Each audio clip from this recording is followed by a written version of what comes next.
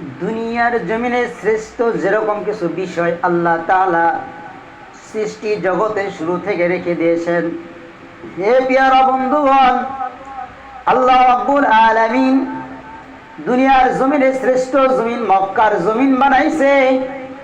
দুনিয়ার মানুষের শ্রেষ্ঠ মানুষ মুহাম্মদ আরবীরে বানাইছে। বলে দিন সপ্তাহের ভিতরে শ্রেষ্ঠ দিন জুমার দিনকে বানাইছে।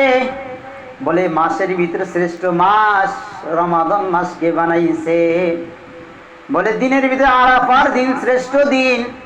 বলে কুরআন হাকিমের ভিতরে রব্বি করিম ডাক দিয়া বলেন, ওমা আরসালনাকা ইল্লা রাহমাতাল লিল আলামিন।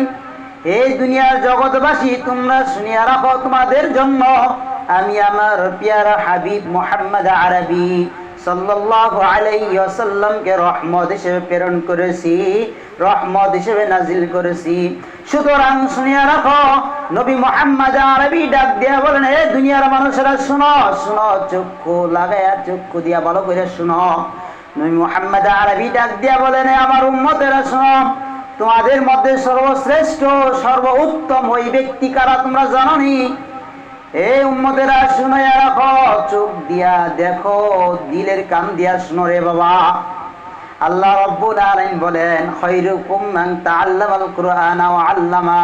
হাবিব আপনি জানায়া দেন, যারা আমার কালাম শিখে এবং শিক্ষা দেয় তারা হচ্ছে সর্বশ্রেষ্ঠ আমার কাছে, সর্বোত্তম। এজন্য বন্ধুগণ আমার, তুমি যদি তোমার ছেলেকে কোরআন শিক্ষা দাও, তুমি যদি তোমার সন্তানকে নবীর হাদিস শিক্ষা দাও, তোমার সন্তান পথভ্রষ্ট হবে না। তোমার সন্তান সমাজে হিরোইন, গাঞ্জা, ফেন্সিডিল, ইয়াবা পান করবে না। এজন্য কোরআনের শিক্ষা দরকার, কোরআনের শাসন দরকার। কোরআনের শাসন না থাকার কারণে সমাজ নষ্ট, রাষ্ট্র নষ্ট, রাষ্ট্রের ভিতরে উশৃঙ্খল জিনিসগুলো হয়।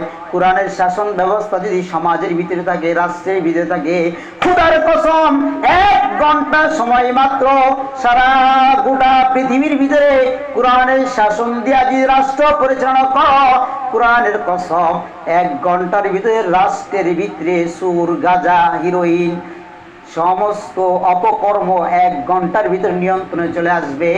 তবে বাবা, শর্ত হইল কোরআনকে বোঝা, কোরআনের নিসবত অনুযায়ী নিজের জীবনকে পরিচালনা করা। সেজন্য তোমার আমার মূল উদ্দেশ্য হলো আল্লাহ রাব্বুল আলামিনের দ্বীনকে দুনিয়ার জমিনে বাস্তবায়ন করা এবং 3.5 হাত গভীর ভিতরে বাস্তবায়ন করার লক্ষ্যে তোমার আমার জন্ম লগ্ন থেকে কবর পর্যন্ত কাজ করা লাগবে।